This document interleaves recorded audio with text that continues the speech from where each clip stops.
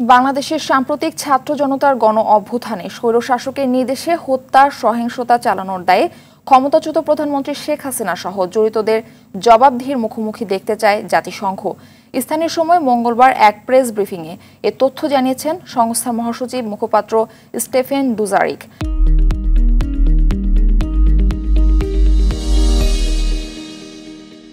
ছাত্র জনতার আন্দোলনে হতাহতদের জন্য যারা দায়ী তাদের বিচারের আওতায় আনার বিষয়ে জাতিসংঘ মহাসচিব কি ভাবছেন, এমন এক প্রশ্নের জবাবে মুখপাত্র বলেন, জাতিসংঘ বাংলাদেশের বিশেষ সংকটের শুরু থেকেই জবাবদিহির কথা বলে আসছে।